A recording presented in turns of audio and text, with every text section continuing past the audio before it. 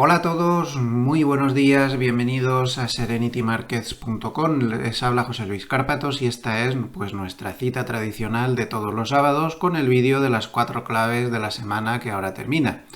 Ya saben, clave técnica, clave fundamental, clave cuantitativa y de fontanería del mercado y varios.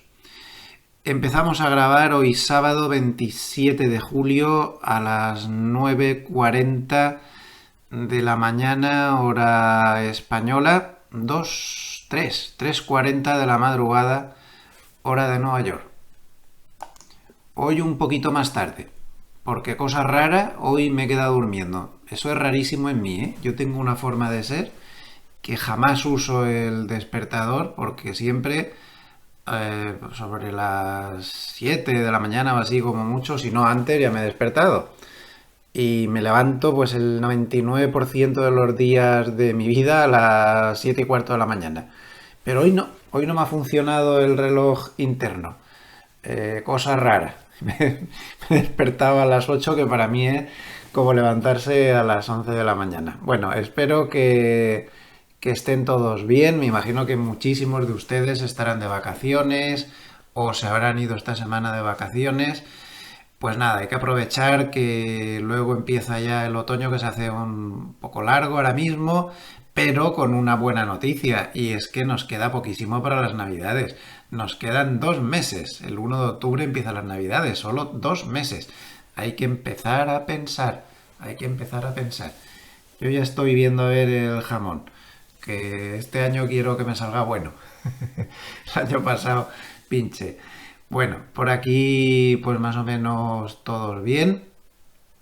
Yo bastante contento, como ya les decía la semana pasada, de haberme quitado cosas de mi vida, de haber dejado de salir en todos los medios, de andar como un titiritero de aquí para allá y de hablar menos. Me he podido dedicar a fondo a lo mío, que es el mercado, mis clientes, ahora compro, ahora vendo, que es lo importante, y poder preparar los vídeos. He ganado muchísimo tiempo y además he ganado también en salud, porque esta semana he estado de revisión en el otorrino. Ya saben que tengo un problema crónico ahí en las cuerdas vocales, faringitis crónica, las cuerdas vocales hechas polvo. Y hoy y esta semana me ha dicho que me ha afectado el oído. Tengo ya algo de pérdida de audición, bueno, normal con mi edad, pero también suelo tener tubaritis o no sé qué me ha dicho. Y que está muy conectado una cosa con la otra, así que contentísimo de mi decisión. Al final el principio de Pareto funciona, te dejas el 80% de las cosas y te quedas con el 20%, que es de verdad en lo que te tienes que centrar y en lo que aportas valor añadido. Así que lo tengo como muy clarito.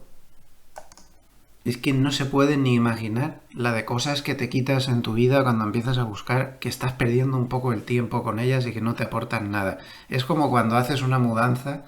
Yo, que soy últimamente experto en mudanzas, que por cierto aún tengo pendiente la mudanza definitiva a Suiza, porque aún no me he llevado todos los muebles del todo. Aún tengo que meterlo todo. Estamos un poco a nivel provisional, no quiero ni pensarlo. Pero en fin, y lo que cuesta el camioncito de España a Suiza y toda la película. Pero bueno, yo que soy experto en mudanza, les puedo decir, cada vez que hago una mudanza me doy cuenta de que la mitad de las cosas las podía haber tirado. Y de hecho las tiro. Pues en la vida pasa exactamente lo mismo. Perdemos el tiempo con cosas y con líos. Y luego la forma con la que afrontamos las cosas, ¿no? Nos tomamos las cosas como demasiado a pecho. Al final, cosas graves que nos pasen en nuestra vida son muy pocas. Nos pasan, desgraciadamente, pero son pocas. No podemos estar toda la noche sin dormir porque no sé quién nos ha hecho no sé qué, hemos estado hablando con él y nos ha hecho un comentario que no nos ha gustado, o nuestra pareja nos dice no sé qué y te pasas una semana enfadado. Eso no puede ser. Miren, yo he estado viendo esta semana, que se la recomiendo. Ahora, es una serie muy dura, ya se lo advierto, El tatuador de Auschwitz. Es una serie muy dura sobre un joven que le engañan, lo mandan a Auschwitz y bueno, pues ya se puede imaginar el horror que vive allí y cuenta un poco pues su historia, ¿no? Es una historia real, basada en un superviviente real. Está muy bien hecha, muy bien ficcionada, va cambiando entre el personaje en la edad actual, que ya es mayor, es muy mayor ya, y está contándole a una chica que le está escribiendo las memorias, y entonces va pasando de la época actual a la época en la que estuvo internado en el campo de concentración. Les puedo asegurar que cuando uno va viendo la serie, a uno la he terminado, la recomiendo mucho siempre que no les pueda herir la sensibilidad porque es muy dura. Eh, Uno relativiza todo, o sea, estás viendo la serie y dices, y yo estaba preocupado porque el fontanero me ha pasado el presupuesto más caro de lo que pensaba, que me lo ha pasado, que me lo ha pasado. Jo, es que lo relativizas todo mucho, ¿no? Es un poco cuando tienes enfermedades graves o peligro de haberlas tenido, como me ha pasado a mí recientemente y todas esas cosas. En fin, la recomiendo mucho, ¿eh? Le he estado dedicando tiempo porque son los capítulos bastante largos esta semana y me ha gustado muchísimo. La recomiendo. Un poquito de propaganda rápida antes de empezar. No les quiero marear mucho hoy, que están de vacaciones. Recuerden que estamos en plena matrícula del máster 10ª edición en mercados financieros. Pueden pinchar aquí, tienen más información. Este es un máster muy serio. Aprovechen ahora que hay un 30% de descuento por pronto pago, ya que el programa empieza en octubre. Es un descuento bastante fuerte. Pueden escribir aquí o llamar a los teléfonos que pone por ahí abajo para tener más información, para poder centrar si les puede encajar o no. Recuerden que es un programa muy serio, ya van 10 ediciones y que es un programa nivel que se usa muchas veces la palabra máster y aquí pues luego pasa lo que no es exactamente eso, que es un eufemismo. No, este está certificado por la Universidad Pontificia de Salamanca, es decir, que está con los parabienes, ¿no? Del nivel que hay que tener para un programa de este tipo. Y el programa pues es completísimo, es que tocamos absolutamente todo. Miren el módulo 2, la psicología en la inversión, que la da un neurólogo, un doctor. Miren el módulo 3, la inversión a corto plazo y el price action. También damos valoración de empresas y el análisis fundamental. También estudiamos a fondo las opciones. También el Asset Allocation Money Management. El enfoque profesional, este módulo lo doy yo, técnicas y estrategias aplicadas en el mundo profesional y en vehículos de inversión reales, asesoramiento y planificación patrimonial para la gestión del patrimonio familiar, activos inmobiliarios, fiscalidad de los mercados, private equity, finanzas sostenibles, ética en los mercados, blockchain, activos digitales. No os dejamos nada. El programa es completísimo y se lo recomiendo muchísimo. Y también les recuerdo que si entran en gloversia.com pues pueden acceder a todos los datos, todos los productos que tenemos en Gloversia EAF, de la que soy socio como saben y director de inversiones. Tenemos un montón de productos en los que intentamos pues abarcar todo, desde productos de muy alta rentabilidad hasta productos más conservadores.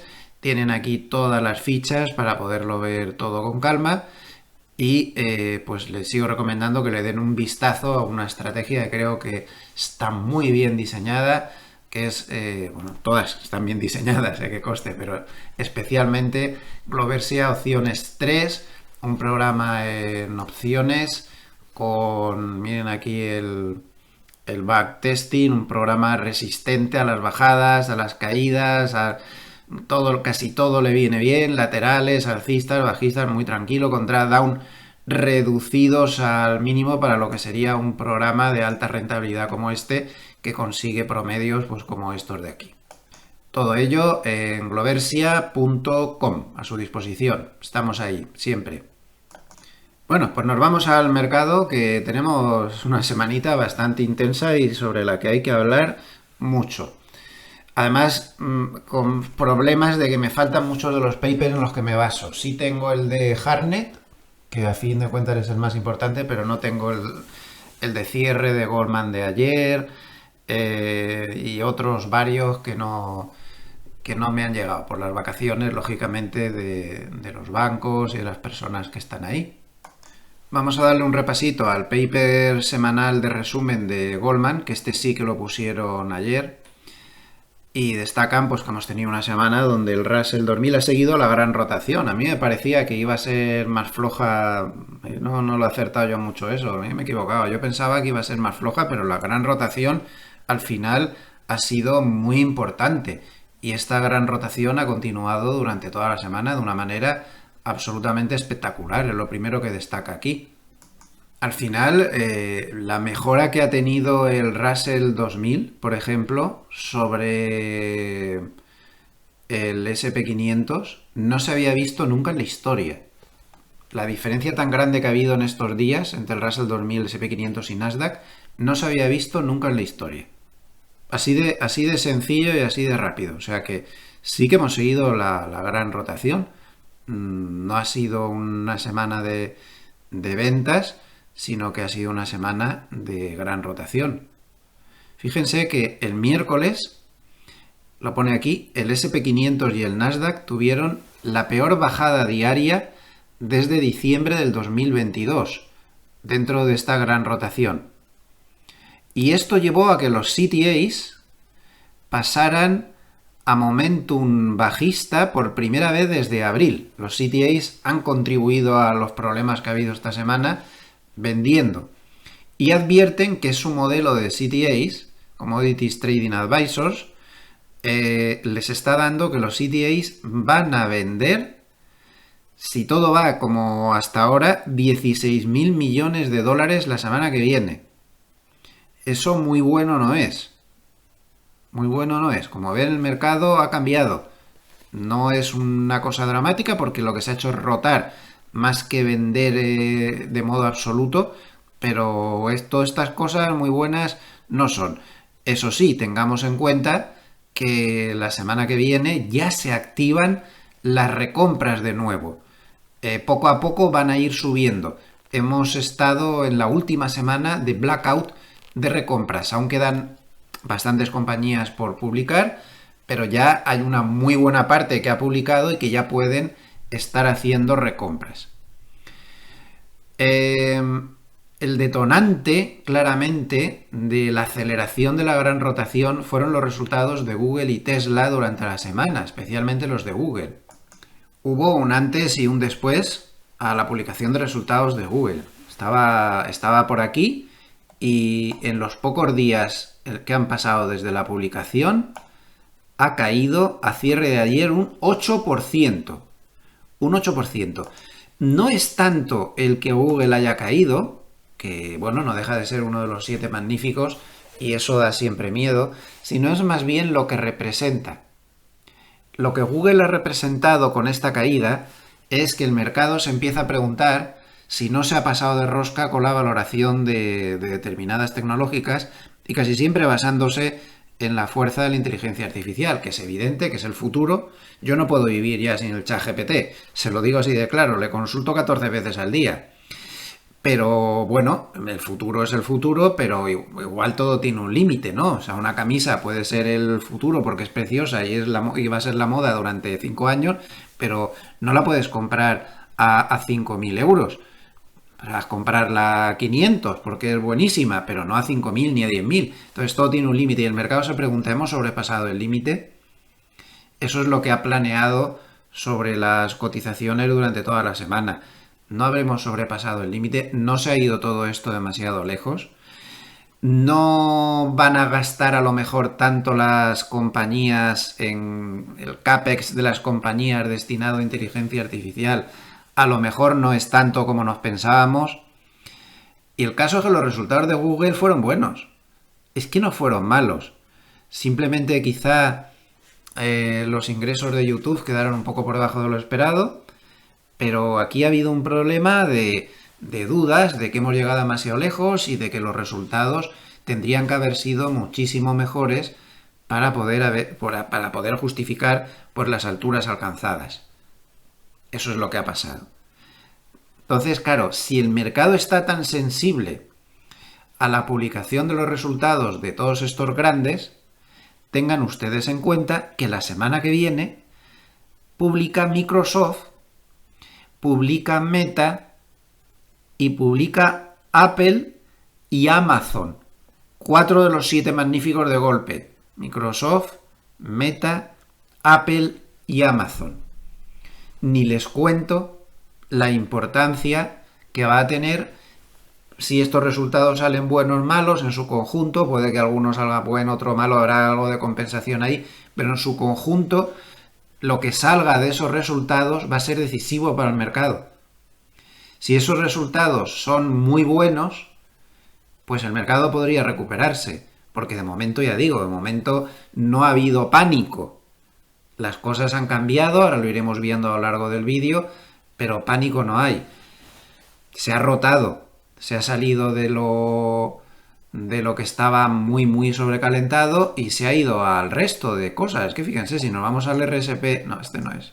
Si nos vamos... ¿A dónde estaba? Que lo he visto aquí. Si nos vamos al RSP de valores de igual ponderación, también ha habido una corrección, porque cuando el SP500 y el Nasdaq se caen, ni rotaciones ni gaitas, al final todos nos ponemos un poco nerviosos, ¿no? Pero muy poca cosa, no es muy allá. Lo máximo que ha llegado a caer de máximo a mínimo fue un 3 y ahora mismo desde máximos pues estaría a un 1 y pico, nada más de distancia. El de igual ponderación, cuando el futuro normal, pues ahora mismo desde máximos no está en el 1 y pico. Tras la mejora de ayer está casi en el -4. Pero bueno, ya ven, pánico no hay. Simplemente el dinero se ha visto más afectado en donde están los 7 magníficos que en el resto del mercado.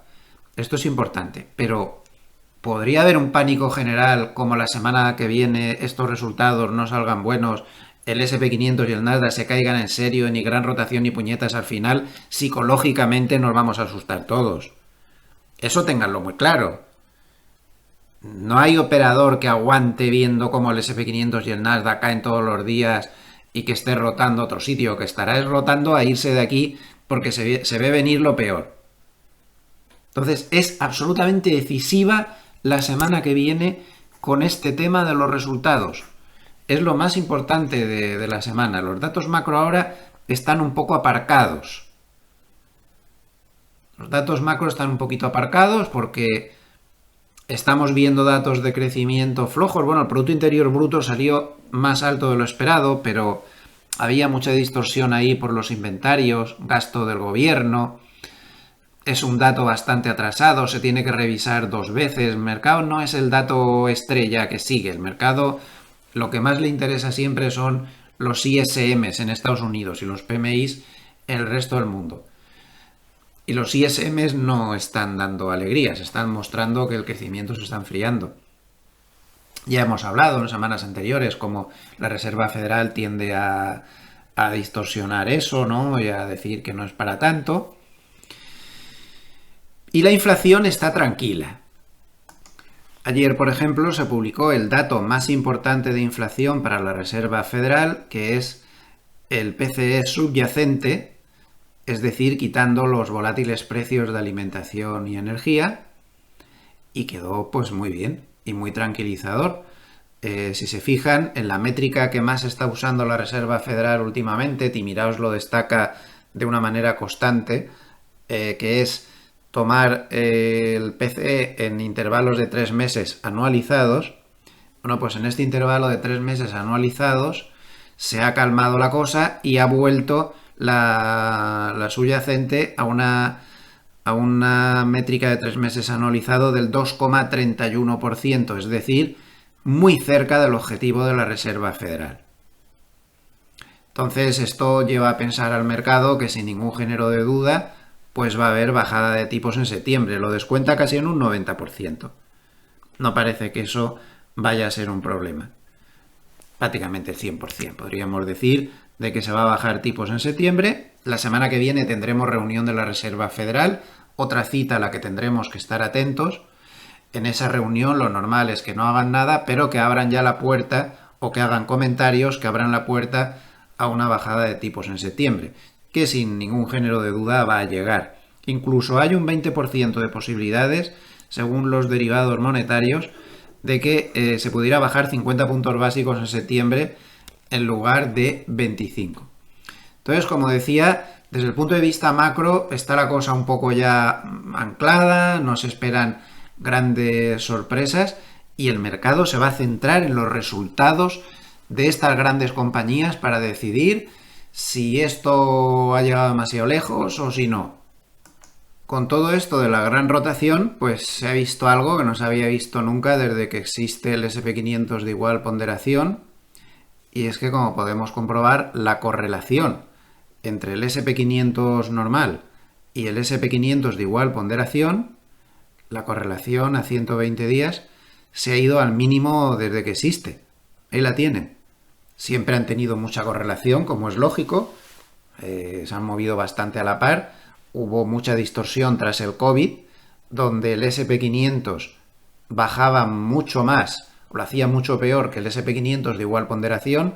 Luego, cuando se salió del COVID, estuvo el SP500 mejorando constantemente respecto al SP500 de igual ponderación, y últimamente, pues debido a la subida de los 7 magníficos, la correlación cada vez era menor, y es que hemos llegado a unos niveles pues un poco exagerados, ¿no? Como podemos ver ahora.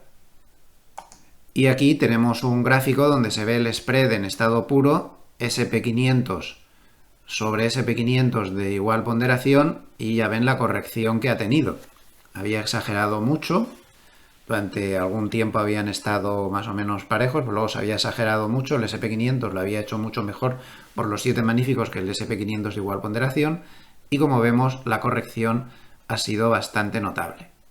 Aquí tienen un gráfico con las posibilidades, que se me ha olvidado ponerlo antes, con las posibilidades de bajadas de tipos en septiembre. Como pueden ver, son máximas, son prácticamente del 100, incluso más del 100%, bueno, eso es por ajustes técnicos, prácticamente se da por hecho que se va a bajar los tipos de interés en septiembre sin ninguna duda. Y durante la semana, pues como he comentado, el SP500 llegó a bajar más del 2%, y esto no lo había hecho desde hacía 300 y pico sesiones. Entonces, en la web de Sentiment Trader han calculado qué pasa cuando el SP500 lleva tantísimo tiempo sin dar una pérdida de más del 2%, qué pasa a continuación. Bueno, pues como vemos, una semana después sigue con problemas, 2 semanas después no hay nada concluyente, y ya un mes después, en el 82% de las ocasiones estaba subiendo. Eso sí, de manera moderada, un 1,7%. Pues bien, con todo esto, en la semana el SP500 termina bajando un 0,8%. En la subida de ayer consiguió mermar bastante la pérdida que llevaba. Sigue acumulando en el año una subida bastante fuerte.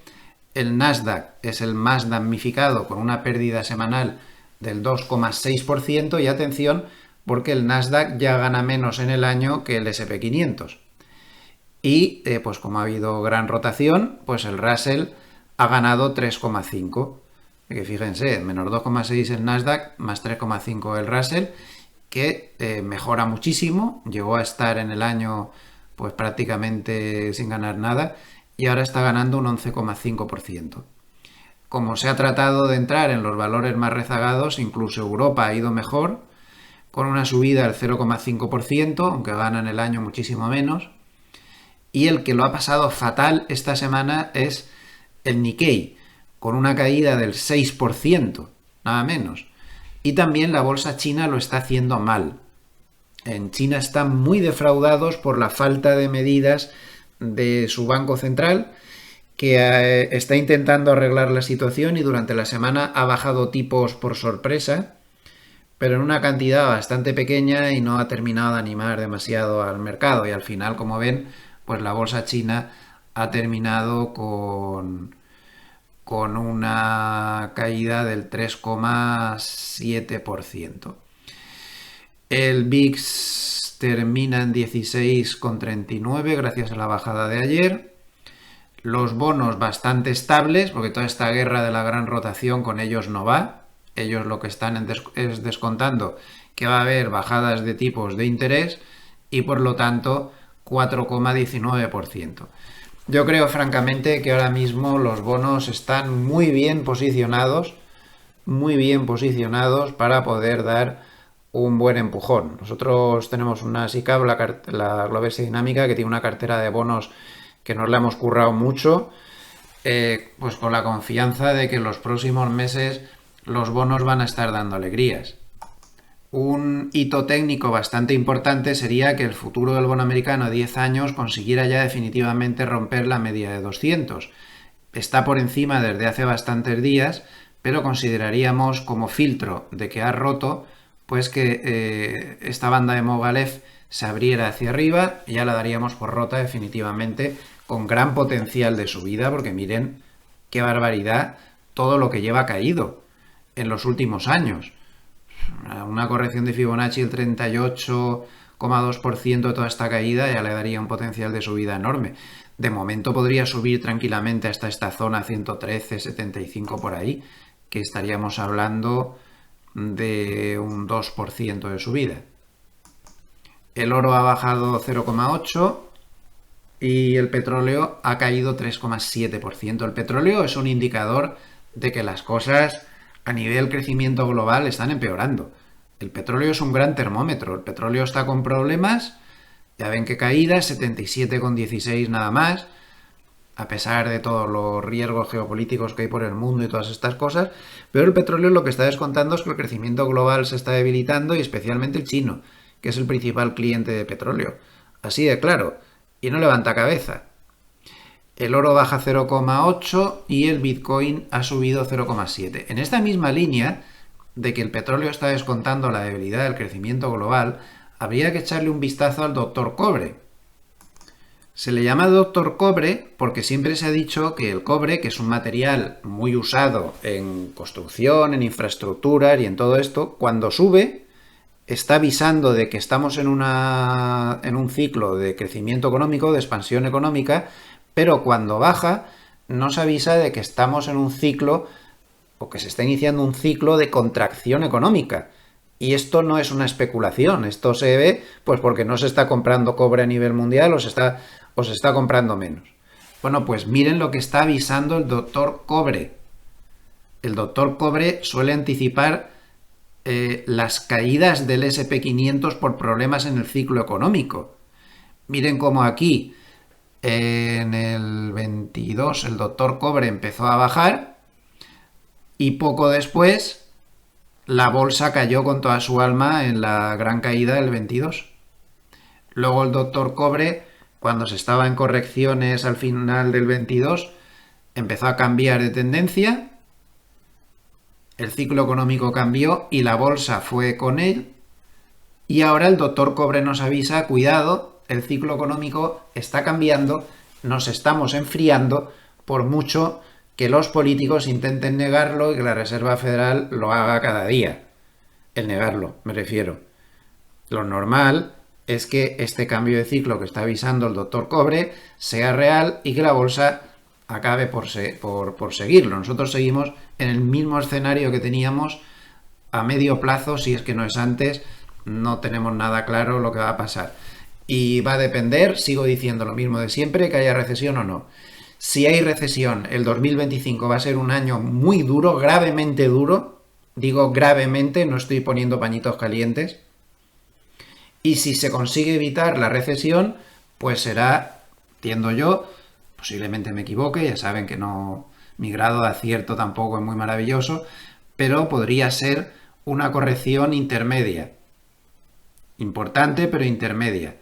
Pero si hay recesión, vamos a ver problemas serios y vamos a ver cómo se acaba un poco la historia. Cada uno debe decidir sí o no, yo no lo sé, francamente no lo sé. Pero hay demasiados indicios de que nos tenemos que andar con cuidado. y que estamos posiblemente en la parte final de un ciclo alcista en la bolsa que va en camino, que son muy difíciles de manejar. Lo decía Goldman ayer en uno de sus papers, que estas partes finales de los ciclos alcistas son muy difíciles de manejar, que puedes tener subidas muchísimo mayores o se te corta de repente y o te espabilas o te come. Entonces, bueno, pues lo que hay que hacer es seguir los gráficos. En esos momentos de duda son los gráficos los que nos van a avisar de que las cosas están empeorando. Curiosamente, si llegara a una recesión, que no lo sé, si al final pasará o no en Estados Unidos, cuando llegan las recesiones, se invierten las tendencias de las materias primas. O sea, estamos viendo que el petróleo cae, que el doctor cobre está cayendo a plomo. Esto es lo normal. Fíjense aquí en este gráfico promedio que calculó Macrobon con Bloomberg. Por término medio, desde 1960, cuando viene la recesión, las materias primas bajan. Aquí lo tienen. Y es posiblemente lo que esté pasando ahora. Pero cuando empieza la recesión, curiosamente, se estabilizan en la caída y conforme avanza unos días en la recesión, empiezan a subir las materias primas. Tienen un comportamiento un poco diferente de lo que nos podríamos esperar quizá. Entonces, el que estén bajando las materias primas no quiere decir que cuando empiece la recesión no empiecen a subir y podrían ser una buena ocasión. Este es el índice Bloomberg de commodities. Y como ven, tiene un fenómeno un poco curioso, una forma de comportarse un poco curiosa. Así que ojo con las materias primas, que pueden dar mucho juego si al final hubiera recesión. Bien, sigamos con el paper. Voy a agrandarlo para que lo vean mejor. Cestas de estas raras que tiene Goldman individuales. La que mejor lo ha hecho es la cesta de bancos regionales, porque como se ha ido el mercado a buscar valores rezagados y todas estas cosas, pues los bancos regionales estaban muy rezagados. Y en la semana los bancos regionales han subido un 5,75%. La cesta con más cortos ha subido un 3,73% también. Pero atención a esta cesta de aquí. Atención a esta cesta de aquí. La cesta de valores a los que les viene bien que gane el Partido Demócrata las elecciones presidenciales. 4,41% de subida. Y esto me da pie a comentar otro de los factores clave de esta semana, que ha sido el factor político, pero que está afectando claramente a los mercados financieros. Claramente. Miren, esta encuesta la ha publicado esta noche el Wall Street Journal. La ha hecho entre los días 23 y 25 entre 1.000 votantes registrados, con un margen de error de 3 puntos. El mercado, cuando Biden llevó a cabo pues ese debate desastroso, donde se le vio pues muy afectado por la edad y todo esto, el mercado descontaba de todas una victoria de Trump, con una ventaja enorme sobre Biden, y entonces intentó ajustarse a quién le favorecía más una victoria de Trump. Pero al ceder Biden el testigo y pasárselo a Kamala Harris, algo que parece ya totalmente confirmado, porque incluso ayer el matrimonio Obama la respaldó, por lo tanto es un hecho que va a ser la candidata al Partido Demócrata, observen la recuperación tan fuerte que consiguió el Partido Demócrata frente a las posibilidades de Trump. Entonces, la mayoría de sondeos están dando una diferencia entre los dos candidatos muy pequeña de un par de puntos. Es decir, que sin que nos demos cuenta, el mercado ha tenido que reajustar esas posiciones que había tomado en días previos, dando por seguro que con un Biden en esas condiciones, Trump era seguro que ganara. Ahora ya no lo tiene tan claro, las posibilidades están más ajustadas, es muy difícil saber, queda mucho para las elecciones y con solo 2 puntos de ventaja entre uno y otro, abajo y arriba, puede pasar cualquier cosa. Entonces, sin darnos cuenta, se ha reajustado el mercado y puede que haya tenido mucho que ver con los movimientos que hemos visto últimamente, más de lo que nos creemos. Y si no, vean este gráfico de Zero Hedge de ayer. Se me ha ido. Este gráfico. En rojo tienen las posibilidades de, según a casa de apuestas y demás, las posibilidades, este es un gráfico de Zero Hedge, que no sé si lo he dicho, de que Trump consiga la victoria, y en verde lo que hace el SP500. Observen cómo cuando Trump incrementa sus posibilidades de victoria, el SP500 tiende a subir, y ahora que Trump ha bajado sus posibilidades de victoria, las ha bajado, no es que no tenga posibilidades de victoria, evidentemente sigue estando por delante, pero el mercado ha corregido. Vamos, evidentemente el mercado quiere que gane Biden, y cuando le bajan las posibilidades parece que corrige, aparte de que prima los valores a los que les favorece el Partido Republicano, como acabamos de ver en el paper de Goldman. Y tampoco hay que sudar mucho para darse cuenta de que a la bolsa europea es lo contrario, le perjudica que Biden pueda ganar, que Trump pueda ganar, porque Trump tiene un programa electoral que, como ya se vio en su anterior candidatura, pues a Europa no le favorece.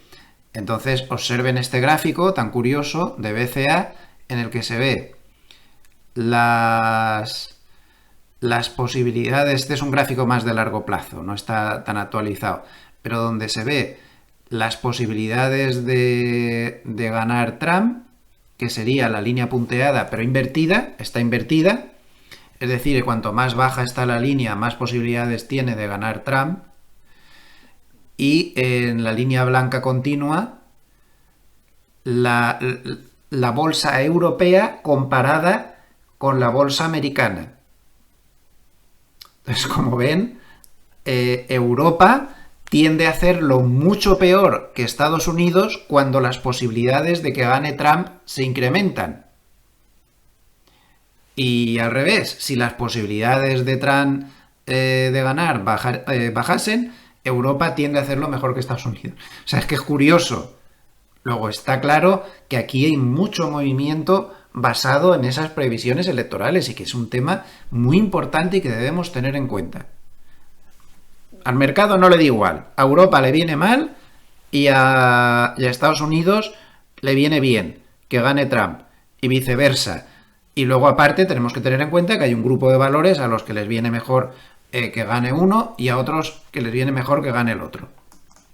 Los peores, los valores sensibles al Bitcoin, que han terminado la semana con una caída del 8,6% nada menos, y les llamo la atención sobre el que está en tercer lugar. Megacapitalización tecnológica ha bajado un 3,13%, inteligencia artificial ha bajado un 3,08%.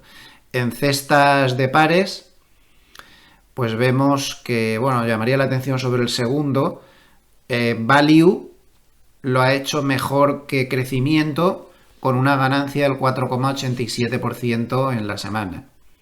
Y de nuevo aquí salen los valores que se ven mejor que ganen los demócratas comparado con los republicanos, subida de 3,37%. En cambio, la cesta peor ha sido megacapitalización tecnológica contra valores tecnológicos que no tienen beneficio, que ha tenido una caída del 4,48%, y los valores más comprados por los hedge funds comparados con los que están más cortos, los hedge funds, pues ha tenido una caída del 3,75%, ha sido una rotación de un sitio al otro, que ya veremos lo que dura esto, Recuerden que si al final la gran tecnología se cayera en serio, ya veremos quién aguanta ahí. Seguimos con el paper. Observen cómo el índice de estrés por la volatilidad de Goldman se ha ido a niveles muy altos, a niveles en los que tras llegar ahí en la última corrección el mercado se dio la vuelta. Estoy hablando de esta caída. Justo aquí este indicador de estrés de Goldman llegó demasiado alto, el mercado se dio la vuelta. Aquí llama la atención sobre cómo el ETF RSP de igual ponderación ha tenido entradas de dinero en 12 de las últimas 18 sesiones y en lo que va de año pues está teniendo fuertes entradas de 5.500 millones de dólares. Para ser un ETF pues es mucho dinero. Al final, pues por lo tanto, algunas dudas que puede pasar, no hay pánico, pero esto se está poniendo feo. Puede que el análisis técnico nos ayude mucho, porque yo no sé si ustedes han dado cuenta de esto, que si ponemos el gráfico diario del futuro, por ejemplo, podemos trazar una directriz alcista desde los mínimos del 2023. Voy a agrandarla, hacerla más gruesa para que la vean bien. Bueno, miren qué claro se ve. Un apoyo, dos apoyos, ¿podría ser este el tercer apoyo? ¿Podríamos estar ante una directriz alcista perfecta? Pues podría ser, podría ser. Podría ser que hasta aquí hemos llegado en la corrección del SP500 normal, 7 magníficos, y ya desde aquí volvemos a desarrollar otro movimiento al alza. Pues podría ser perfectamente. Y quedar una directriz absolutamente perfecta. No puede estar más claro. Si esta directriz se pierde, muy mal asunto. Si queremos darle un poco de filtro, 5.386 del futuro. Si no, estaría perdiendo la directriz alcista. Podría acabar visitando la media de 200. A nivel del índice spot, este ya no es el futuro, es el spot. Lo mismo, miren la recta directriz y a dónde ha llegado. Si pierde esto, pues la verdad es que tiene bastante mala pinta. Pero podría ser que hiciera el tercer apoyo ahí de la directriz y volviera a subir y rompiera los máximos. Estamos en esas fases tardías del ciclo, ya lo he dicho antes, que son muy difíciles de manejar. Podría seguir subiendo. Miren, por ejemplo, la subida del 2021. Empieza a subir, sube con tranquilidad, con poco lío, con poco movimiento, las correcciones son muy pequeñas, pasan los meses, sigue subiendo. De repente tiene una corrección, un poco subida de tono, no llega a perder la media de 100, está en una situación parecida a la actual, como es normal por las subidas anteriores, la media de 200 está más abajo, la media de 100 está aquí, una pérdida de la media de 100 te puede llevar muy rápidamente a la media de 200, pero no tenemos en ningún momento dos velas totalmente fuera de la media de 100 y que se pierda el mínimo. Todas están tocándola, una roja, una verde, no está muy clara la cosa y además hay una banda de Mogalef ahí que nos puede ayudar. Si se abre esta banda nos lo podría haber confirmado, pero no lo confirma. Y entonces en esa fase tardía o última del ciclo alcista, te hace esto, consigue aguantar allí con uñas y dientes el nivel de soporte tras haber corregido una cantidad pues no despreciable de un 6%, y te vuelve a romper los máximos. Y entonces entramos, miren en qué bailecito. Arriba, abajo, arriba, abajo, arriba. A esto se refería Goldman con que las partes finales de los ciclos alcistas son muy difíciles de manejar. Porque puedes tener correcciones que te lleven a romper máximos otra vez, correcciones que te lleven a romper máximos otra vez, como para ponerte cortos.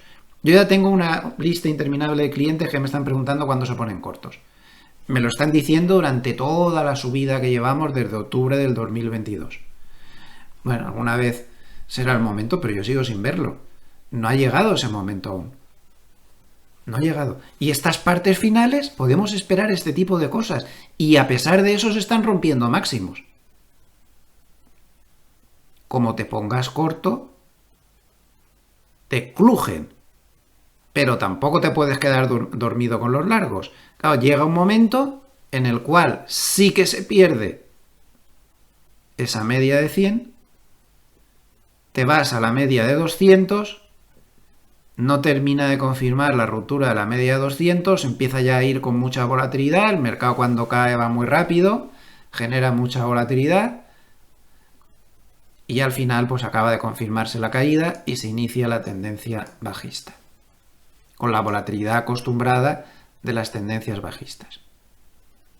No me cansaré de repetir que una tendencia alcista es muy fácil de seguir, pero una tendencia bajista es muy difícil de seguir, porque da muchos bandazos, la volatilidad es creciente y es muy complicado. Lo mejor que pueden hacer es tener una forma de comportarse diferente con su sistema de especulación particular cuando va hacia arriba y cuando va hacia abajo. Cuando va hacia arriba pueden ser bastante laxos y pedirle que rompa, yo que sé, la nube, la media de 100, lo que sea, configuraciones más laxas y mucho agobio. Pero cuando estás en tendencia bajista, tienes que intentar cerrar los cortos con indicadores muy adelantados. Por ejemplo, deberías cerrar cortos simplemente pues si te pasa el Kijun por encima, o sea, por encima del Kijun, por ejemplo, por muchas entradas y salidas que tengas que hacer, pero, o sea, confirmado, no sé, un par de velas o una cosa así, porque si no te comen y te puede pillar una vuelta que te destroce por completo. No sé, por ejemplo aquí en esta caída, vale, estás ahí corto, pero fíjense los rebotes que se da al alza. Un 10% al alza. ¿Qué haces? ¿Te quedas mirando? Pues sería ideal usar el Tenkan, el Kijun, cosas así, medias a más corto. Es muy difícil seguir una tendencia bajista, es muy difícil. Aquí a lo mejor te está dando una señal clara de tendencia bajista, pero aquí ya te pasa por encima del Kijun y miren qué rebote te da. ¿Qué haces? ¿Te quedas mirando? Pues estamos hablando de un rebote del 17. Es muy difícil seguir una tendencia bajista y yo esto es algo que no termino de conseguir transmitir a la gente, que siempre cree que está rezando porque llegue la tendencia bajista porque ahí va a ganar una fortuna. Pues esa fortuna va a ser muy difícil de ganar porque te vas a tener que enfrentar a rebotes en medio de la tendencia bajista del 18%, del 17% y del 10%. ¿Vas a aguantar con los cortos? Es muy bonito las cosas en la teoría, pero luego es muy difícil en la práctica. Entonces, por favor, sean prudentes y si intentan abrir cortos, pónganse algún indicador que vaya muy pegado al precio para salir, porque no te puedes quedar mirando en un rebote del 19% mientras te destrozan y no paran de pedirte garantías. Y es que ya ven que en toda la tendencia alcista del 2022, pues estamos hablando de 3 o 4 rebotes brutales con un promedio del 16%. A ver quién es el que aguanta eso, para luego volver a caer. Entonces, la única manera de seguir una tendencia bajista es cerrando rápidamente en cuanto intenta darse la vuelta y volviendo a abrir los cortos en cuanto nuestro sistema de especulación nos dé una señal. El sistema este tontín que tengo yo del RSI podría funcionar, pues podría funcionar. Si cuando te empieza a dar velas rojas te pones corto y te cierras cuando se te pone una verde, pues bueno, destrozarte no te va a destrozar. Aquí te pondrías corto, aquí te cierras, podría servir, aquí te vuelves a poner corto, pero tarda mucho, va muy retrasado, no es lo ideal. No es lo ideal. En cortos no, en largos sí. En largos es fácil, va lento, cada vez que pilla tendencia, aquí lo pilla muy bien. Pero es que no me cansaré de repetir, y perdón que sea tan pesado, el mercado es muy asimétrico y no se puede tener la misma regla para comprar que para vender. Y tampoco se puede tener la misma regla para cerrar los largos cuando compras que para cerrar los cortos cuando te pones corto. Los cortos, cuando te pones cortos, los tienes que cerrar antes, porque las tendencias bajistas, esto no pasa. Nunca te hace una tendencia bajista así. Es decir, cayendo, sin grandes oscilaciones. No, las tendencias bajistas son brutales, como acabamos de ver. Cae, rebotazo, cae, rebotazo, cae, rebotazo. Ahí está. Y esto es lo que hay. como no nos mentalicemos, nos machacan. El crash del COVID, no, es que soy muy machote, me pongo corto y aguanto lo que me echen. Sí, aguantas el 10% de rebote que hubo aquí, sí, aguantas este otro rebote del 10% que hubo aquí. Y en este, ¿hasta cuánto aguantaste? Porque el rebote no es que fue rebote, es que se dio la vuelta y se tiró un 51% de subida en 3 meses. Ya, no te queda otra que buscarte un indicador a corto, pues mira, por ejemplo, por encima del Kijun o por encima del Tenkan mejor incluso. Por encima del Kijun me cierro. Vale, me pierdo un buen tramo, pero no me borra del mapa, no me machaca. Es muy difícil seguir las tendencias bajistas. Las tendencias alcistas, miren cómo van. No te asusta, no te echa. Pero las tendencias bajistas, prepárense a los rebotes que van a ser brutales. Bueno, espero haber transmitido un poco la idea que tengo en la cabeza. Miren cómo en Zero Hedge, por ejemplo, también se han dado cuenta de que esa directriz se podría estar formando. Esto lo publicaban ayer, no soy el único que lo ha visto, evidentemente. Estoy hablando de un tercer apoyo, pero realmente sería un cuarto apoyo, porque 3 apoyos ya los lleva. Otro gráfico que han publicado esta semana que a mí me ha encantado. La relación entre el oro y la deuda de Estados Unidos. Como mínimo curioso, ¿no? Como mínimo curioso. Al oro al final, por muy nerviosos que nos pongan al corto plazo, de cara al largo plazo debería estar en esa lista de cosas en las que tenemos siempre que pensar: oro, franco suizo y otra serie de cosas. Bueno, ahí queda eso.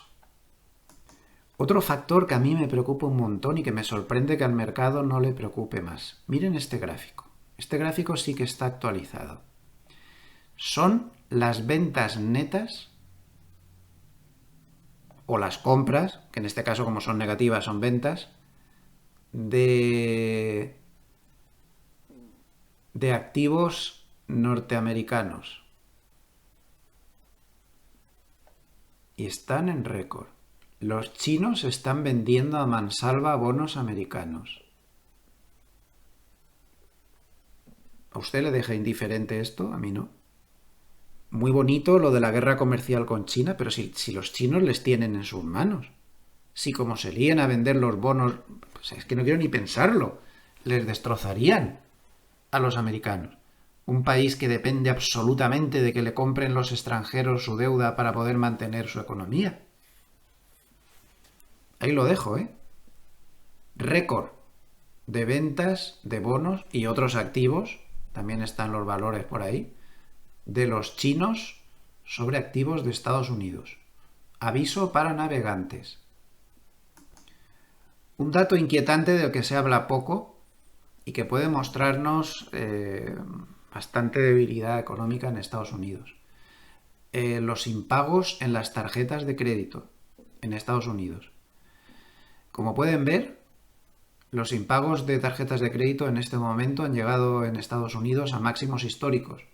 En un país donde no es como aquí, la tarjeta de crédito se usa muchísimo más y es una de las formas de crédito más importantes que tienen en este país. Récord histórico de impagos, con una tasa de impagos cercana al 8%. Pasemos a otra de las claves de la semana, que la hemos tenido en los bonos, en lo que está pasando con la curva de tipos de Estados Unidos. Ahí tienen el spread en concreto entre bonos a 2 años y bonos a 30 años. Bueno, pues tras muchísimo tiempo invertida este spread, casi toda la curva de tipos está invertida, se está desinvirtiendo. En el spread 2-10 años, que quizás es el que más siga a la gente, también se está ya muy cerca de la desinversión y se han tenido los menores spread desde el año 2021 durante la semana. Y ustedes dirán, pero bueno, ¿y por qué te preocupa esto? Acabas de decir al principio del vídeo que no te preocupes por tonterías en la vida y tú te preocupas por esto. Claro que me preocupo. Porque como hemos demostrado muchas veces, ya nos queda poco tiempo, ahora no voy a meterme a ponerle ya más gráficos, pero recuerden que en estos mismos vídeos de las 4 claves de la semana hemos hablado en multitud de ocasiones de que cuando viene una inversión de la curva de tipos, luego siempre acaba viniendo una recesión. Prácticamente no hay excepciones en la historia, pero que la recesión solo aparece unos pocos meses después de que se desinvierta la curva de tipos. Como toda esa cantinela se la saben los grandes operadores, por eso hay bastante nerviosismo en el mercado al ver que tras casi 2 años de inversión de la curva de tipos se está empezando a desinvertir. Porque históricamente cuando eso sucede es cuando entonces te viene la recesión. No como la mayoría de la gente cree cuando se invierte la curva de tipos, no es así. Cuando viene el susto es cuando se desinvierte. Ese es la espoleta o el aviso de que vienen los problemas. Así que este es otro tema que van a seguir vigilando los operadores de una manera muy estrecha durante toda la semana que viene. Por un lado se vigilarán esos resultados empresariales tan importantísimos que vamos a tener y por otro lado este fenómeno de la desinversión de la curva de tipos que está preocupando realmente mucho. Es muy importante y no lo debemos menospreciar. Aquí en la página de la CNBC podemos ver que el de 2-10 años ahora se ha vuelto a invertir un poquito más, está en 0,1890 en negativo a cierre de ayer, pero como vemos aquí llegó a estar el día 24 a tan solo menos 13 puntos básicos, que ya digo que no había estado tan cerca de la desinversión desde el año 2021.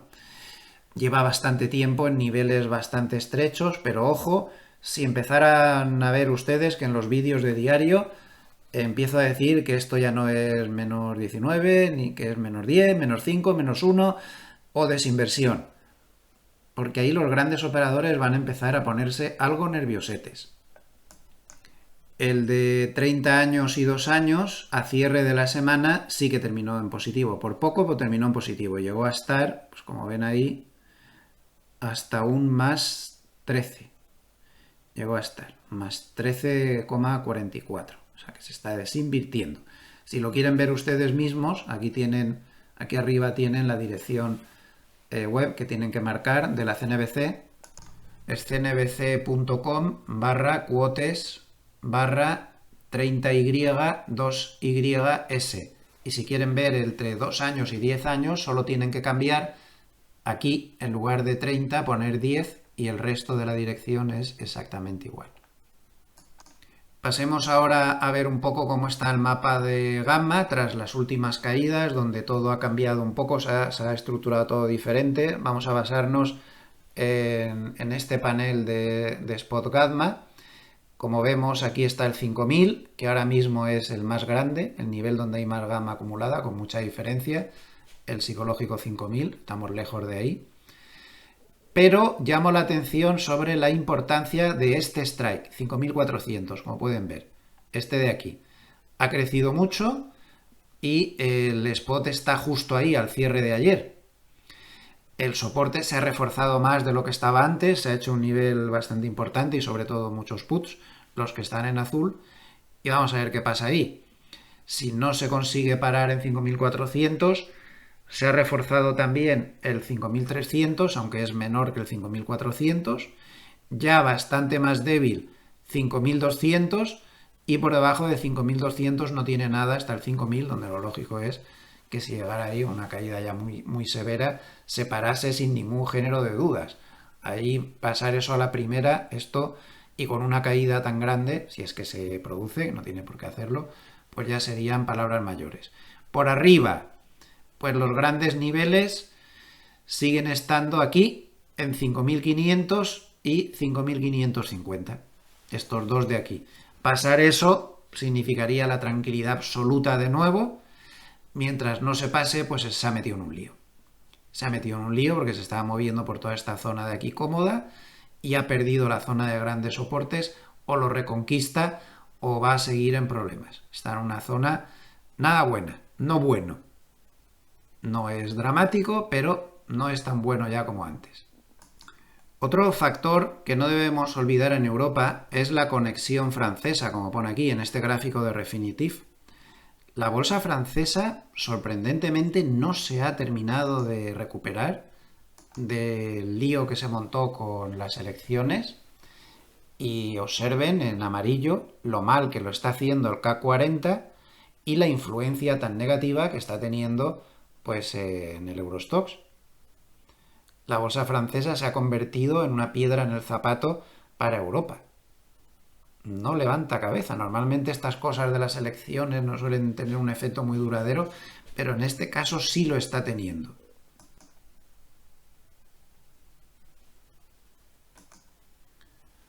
Y esto nos lleva pues a tener al Eurostoxx 50 pues que tras estar atascado en lateral durante muchísimo tiempo, pues como podemos comprobar está intentando romper el lateral por la parte de abajo, pero se ha encontrado con el freno de la media 200 que la actúa como soporte. Ya saben que es dificilísimo pasar ese nivel a la primera. En la anterior corrección, en esta, se paró exactamente también a su altura.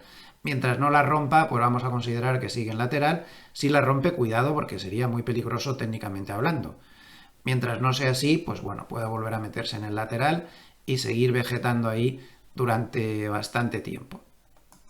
En cuanto a las posiciones de los hedge funds en el SP500, como podemos ver, han reducido el número de cortos. Están muy poquito, cortos, pero muy poquita cosa.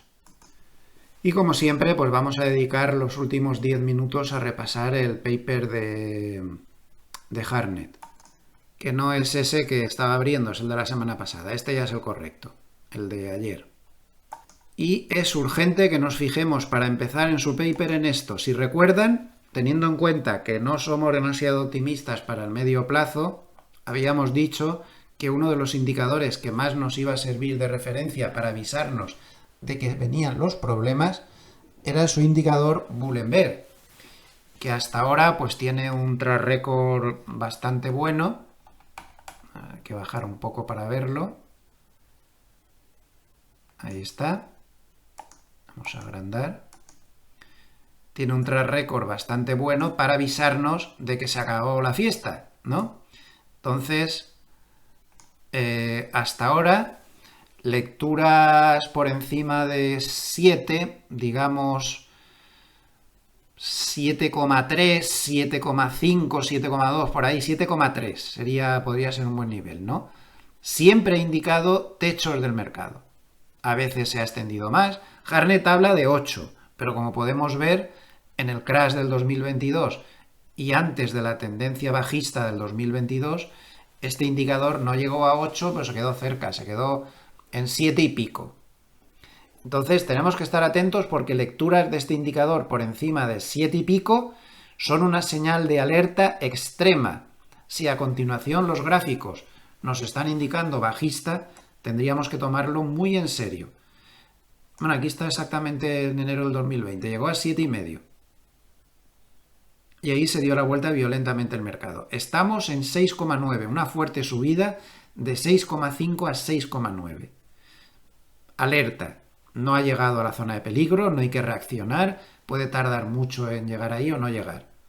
Pero alerta, porque se va acercando. Está en la zona roja y acercándose a la zona que quema. Por lo tanto, esto hay que seguirlo todas las semanas. Bien, vamos a traducir en el chat GPT estos dos párrafos que tengo subrayados en azul que parecen bastante importantes. La traducción es la siguiente. Las 2 últimas semanas el oro ha bajado un 8% en yenes japoneses, en yenes. Hay que recordar, ya que habla de los yenes japoneses, que el Banco Central japonés intervino a la altura de 162 y le ha salido muy bien. Porque fíjense la caída tan tremenda que ha tenido. El otro día llegó a menos de 152 y prácticamente rozando la media de 200. Ha conseguido una corrección del dólar contra el yen japonés como buscaba, pues bastante exitosa. Al final hay que andarse con cuidado cuando se llega a esos niveles donde se sospecha que este Banco Central va a intervenir. Sigamos. A medida que las tasas, o sea, los recortes de Powell y la futuros y la política, la posible victoria de Trump, impulsan la liquidación de las operaciones más concurridas del mundo, que eran cortos en yenes, largo en cobre, largo en inteligencia artificial. ¿Qué niveles tendríamos que vigilar para confirmar que la corrección es saludable y no se convierte en algo peor? Bueno, pues da 3 niveles, que el yen japonés no pierda el 152, está cerca, pero está la media de 200 ahí, que puede ser difícil. Antes hablábamos del doctor Cobre, cree que el cobre no debería perder los 9.000. Y aquí nos dice el nivel del Nasdaq 100 que tenemos que vigilar, 18.700. Pues con esto muy tranquilo no me deja, porque está hablando evidentemente del spot, y como vemos el spot cerró ayer en 19.023 y este hombre está hablando que por debajo de 18.700 cuidado. Por cierto, será casualidad porque Harnett de estas cosas las mira poco, pero está justo a la altura de la media de 100. Por lo tanto, Harnett lo que nos está diciendo es que como el Nasdaq 100 pierda la media de 100, esto podría dejar de ser una sana, entre comillas, corrección y convertirse en algo más. Como podemos comprobar, en el tramo de caída anterior no llegó a confirmar la ruptura de la media de 100. Ya saben que yo le pido siempre, no me cansaré de repetirlo, 2 velas por debajo de la media y que se pierda el mínimo. Eso no llegó a suceder, no se perdió el mínimo y por lo tanto no se confirmó y siguió subiendo, y mucho además. Estamos en niveles muy importantes en el Nasdaq y Harnett ha acertado. Por debajo de 18.650 o por ahí del Nasdaq 100 spot, cuidado. Nuestro sistema del RSI está dando momentum bajista. Sigue diciendo en el párrafo siguiente, los alcistas dicen que la corrección es saludable, ya que se mantienen los grandes niveles y todo es perfecto según esta versión del mercado. Es decir, va a haber un recorte de tipos, va a ganar Trump. Como ven, Harnett reconoce abiertamente que el mercado lo que quiere es que gane Trump, es lo que le viene bien. Y un aterrizaje suave. Todo es perfecto. Yo dudo mucho lo del aterrizaje suave. Estoy de acuerdo con lo de recorte de la Fed y no sé si ganará Trump o no. Eso ahí de política no lo sé. Pero lo del aterrizaje suave no lo tengo yo tan claro. Y de manera crítica, los diferenciales de crédito, que es el pegamento para Wall Street, dice, hasta ahora se han comportado bien. Esto cambiará, aquí da otro nivel importante, si los diferenciales del índice IGCDX, que está en 51 puntos básicos, pasara por encima de 60 puntos básicos. Esto querría decir que estaríamos hablando, el significado de esto sería que las primas de seguro, ¿no?, para cubrirse de posibles problemas en los bonos de grado de inversión, es decir, en los que tienen un buen rating, empezaran a subir más de la cuenta. Para asegurarme de que no estoy metiendo la pata, se lo he preguntado al ChatGPT y confirma mi versión. Como ven, dice que una ruptura por encima de 60 puntos básicos diría que el costo de asegurar la deuda aumenta, lo cual indica un incremento en la percepción del riesgo crediticio. Les recuerdo que IG siempre se refiere a deuda con grado de inversión, es decir, con rating alto de las compañías de calificación. En el siguiente párrafo hace algunas advertencias interesantes, como por ejemplo que la deuda sigue siendo una barbaridad, que ha subido 2 billones de dólares en los últimos 317 días hasta 35 billones de dólares, que los consumidores no van a tolerar más inflación, que los commodities están confirmando que la economía global está flojeando. Y llama la atención, por ejemplo, del hecho de que los bonos chinos están con la rentabilidad mínima de toda su historia y que todo esto pues puede llevar a que se rompa ese dominio monopolístico, oligopolístico que tenían algunos activos.